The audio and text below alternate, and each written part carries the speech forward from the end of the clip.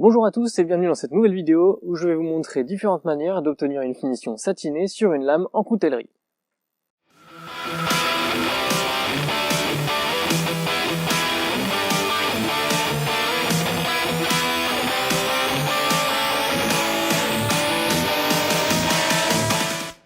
Si c'est votre première fois sur cette chaîne, bienvenue ici vous êtes sur la chaîne Lempro-Knives et merci d'avoir cliqué sur cette vidéo. Sur cette chaîne vous allez trouver plein de réalisations de couteaux, des trucs et astuces et autres conseils pour pouvoir vous en sortir en coutellerie. Je fais cette rapide petite vidéo pour vous présenter différentes manières d'obtenir une finition satinée. C'est une finition qui peut être appréciée par certains couteliers. Personnellement, c'est quelque chose que j'aime pas vraiment et c'est pour ça que si je veux faire une finition satinée, il faut que les rayures soient vraiment très fines, sinon j'aime pas. Il y a certains couteliers qui ont un style assez brut et qui font de très belles choses avec une finition plus grossière. Je pense notamment à Démian qui dirige la coutellerie du Rat Noir. Si vous ne connaissez pas, je vous conseille vivement d'aller faire un tour sur sa page Facebook, vous allez trouver de vraies merveilles. Il fait de très jolis tirés en long, mais il fait aussi certaines finitions satinées avec un grain relativement brut, mais qui sont très propres, les lignes sont très nettes, et ça je trouve ça joli. Simplement c'est quelque chose que moi, personnellement, je n'apprécie pas pour mes lames et que je n'obtiens pas toujours de façon aussi propre. Mais dans un esprit de gagner un petit peu de temps au niveau des finitions, il fallait quand même que je me penche un petit peu sur cette option de finition satinée, surtout maintenant que j'ai une machine professionnelle. Je vais donc vous présenter 4 méthodes différentes pour obtenir une finition satinée sur vos lames, et ces 4 méthodes vont surtout se décliner en 4 abrasifs différents. Pour vous illustrer tout ça, je vais utiliser ce couteau que vous commencez maintenant à connaître. C'est mon couteau d'atelier sur lequel je fais tous mes tests. Et donc on va tester une à une les 4 méthodes, puis ensuite je vais essayer de vous faire des photos pour comparer les différents résultats. Voici donc les 4 abrasifs qu'on va utiliser aujourd'hui. Je les ai classés du moins bon au meilleur selon mes préférences. Ce n'est que mon avis personnel, vous avez tout à fait le droit d'avoir un avis différent. On a donc en premier lieu de l'oxyde d'aluminium.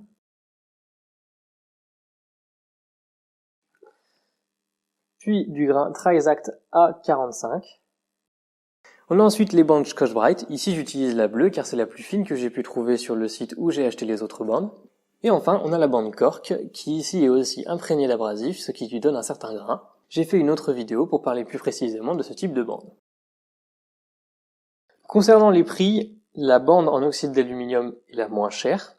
La bande en Trizact Gator est intermédiaire, il me semble qu'elle a à peu près le même prix que la bande de grain 400 en cork.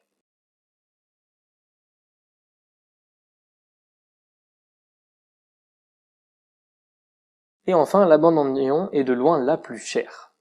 Pour pouvoir avoir une base de comparaison, j'ai décidé de me baser sur le grain 400. Pourquoi 400?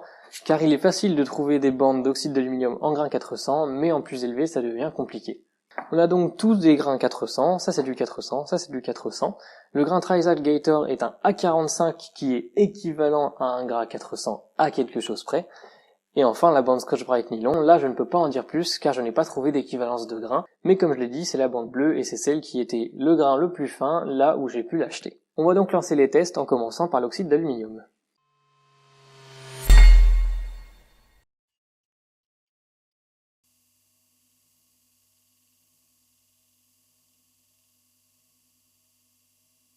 Voilà ce qu'on a avec l'oxyde d'aluminium au grain 400, le grain est relativement fin, mais comme vous pouvez le voir, j'ai encore un petit peu de mal à être parfaitement régulier, surtout sur des émoutures qui sont vraiment très bombées comme sur ce couteau.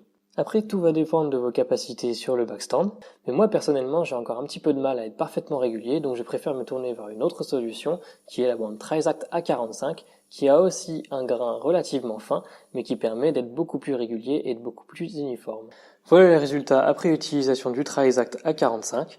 Ce que j'aime chez ces bandes, c'est qu'elles sont relativement longues et surtout qu'elles coupent comme si elles étaient toujours fraîches. Elles permettent aussi d'avoir une finition uniforme bien plus facilement que sur les bandes d'oxyde d'aluminium, du moins selon mon point de vue. Par contre, quelque chose que je déteste chez ces bandes, c'est qu'elles émettent un son particulièrement strident lorsqu'on les utilise.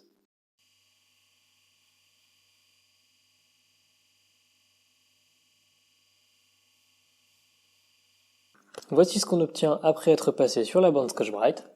La finition est relativement fine, même si c'est encore un petit peu trop grossier à mon goût. Ça permet de bien arrondir les angles et ça donne une finition qui est très homogène. Par contre, si vous avez des irrégularités sur le grain en dessous, ceux-ci vont être encore un petit peu visibles. Autre chose, ces bandes sont particulièrement rigides et je trouve qu'elles font beaucoup de bruit dès lors qu'on met le backstand en marche.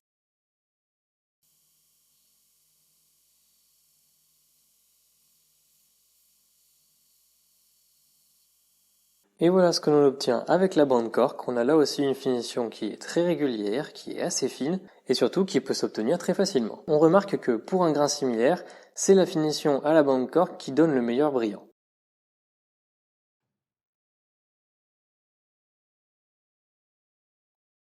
En conclusion, quelle est la meilleure méthode? Évidemment, ça va dépendre de chacun, mais personnellement, je vais procéder par élimination.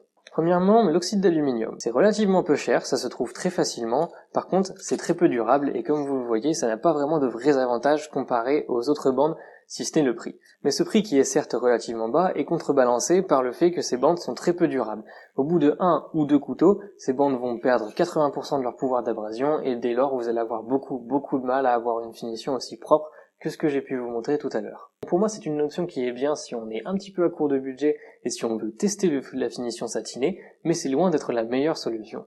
Vient ensuite le Trizact A45. Je trouve que ces bandes ont l'air particulièrement cool, mais c'est pas ça qui va faire mon choix là-dessus. Comme je vous ai dit, j'aime pas le bruit qu'elles font. En revanche, j'aime beaucoup la façon dont elles coupent et leur durabilité. C'est-à-dire que la construction des abrasifs est telle que ces bandes ne s'usent jamais, du moins on n'a pas une usure progressive, mais une usure brutale. Tant qu'il y aura de l'abrasif, ça va couper comme si c'était neuf, par contre d'une seconde à l'autre, il peut ne plus y en avoir, et dès lors votre bande est complètement morte, et elle ne pourra plus vous servir du tout. Là aussi, ces bandes permettent d'obtenir une finition bien plus régulière que sur les bandes d'oxyde d'aluminium, mais pour autant, je trouve qu'elles ne font pas de miracle, donc ce n'est pas celle-là que je préfère. Vient ensuite la bande Scotch-Brite, qui est relativement fine, qui est très durable, mais par contre qui fait un bruit d'enfer et qui est surtout très cher comparé aux autres. Donc c'est une bande intéressante que vous allez pouvoir utiliser sur presque tous vos projets, par contre, comme je l'ai dit, elle est relativement chère, mais son avantage c'est quand même de pouvoir lisser tous les bords et les irrégularités, si tant est qu'elles ne sont pas trop profondes, donc c'est pour ça que j'en garde quand même une sous le coude. Et enfin, ma bande préférée, vous l'aurez compris, c'est la bande cork. Parce que c'est une bande qui est quand même peu chère, qui marche très bien, qui est disponible en d'autres grains aussi, et qui permet d'obtenir une finition qui est très propre même à ce grain-là. Ce sont aussi des bandes qui durent extrêmement longtemps et qui sont très efficaces à mes yeux. C'est quand même le meilleur rapport qualité-prix et surtout c'est quand même le meilleur rapport prix et facilité d'utilisation et de résultat. Vous pouvez évidemment faire une progression en grains sur toutes les bandes que je vous ai présentées.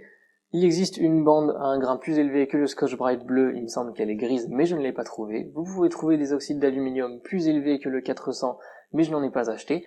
Et il existe aussi des Trizact Gator à des grains un peu plus fins, j'ai trouvé du A30 aussi. Par contre, au-delà, quand on veut commencer à taper dans les grains au-delà de 1500-2000, on ne trouve plus de Gator, ou du moins je n'en ai pas trouvé. En revanche, pour les bandes cork, là, vous allez pouvoir monter jusqu'au grain 1000, et vous avez même ensuite une bande qui n'a pas d'abrasif et qui sert à étaler la pâte à polir. J'ai déjà fait une vidéo à ce sujet-là, et je vous recommande vraiment ces bandes, c'est pour moi mes préférées. Je vous donne quand même un aperçu de la finition satinée qu'on peut obtenir au grain 1000 sur une bande cork. Comme vous le voyez, on obtient un grain qui est très fin et une jolie finition satinée, c'est pour moi la meilleure option au vu du prix. Et donc au final, quelle bande je vais continuer d'acheter? Eh bien la réponse en réalité c'est toutes.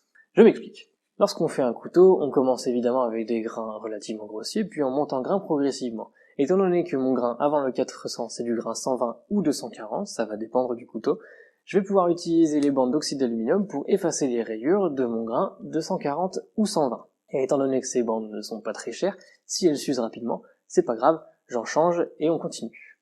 Mais comme je l'ai dit, les bandes d'oxyde d'aluminium, ça laisse une finition qui est pas super homogène, donc c'est là que les bandes Trizact A45 ont leur place. Elles vont me permettre d'uniformiser les tas de surface qui ont été laissées par les bandes d'oxyde d'aluminium et de préparer le travail pour les bandes qui vont suivre ensuite. Et étant donné que ces bandes coupent constamment comme si elles étaient fraîches et que je ne vais pas beaucoup les utiliser, c'est quand même intéressant pour moi d'en avoir sous le coude, ne serait-ce que pour passer juste un petit coup sur chaque couteau, comme ça elles vont durer vraiment très longtemps et elles vont rester très efficaces longtemps. Vient ensuite le choix entre les deux bandes, soit la cork au grain 400, soit la bande Scotch-Brite bleu. Si vous n'aviez à en choisir qu'une, personnellement je pense que je prendrais la cork parce que je vais pouvoir continuer ma progression en grain jusqu'à monter jusqu'au grain 1000 et voire faire une finition miroir si je veux. Voilà, vous savez maintenant comment obtenir une finition satinée, ce ne sont pas les seules méthodes et peut-être pas les meilleures méthodes, mais c'est celles que j'utilise. J'espère que cette vidéo vous aura plu, que vous aurez appris quelque chose. Si vous avez des questions, des remarques, des suggestions, n'hésitez pas à me les laisser en commentaire, je les lis tous. On se retrouve dans une future vidéo et d'ici là, portez-vous bien. Salut!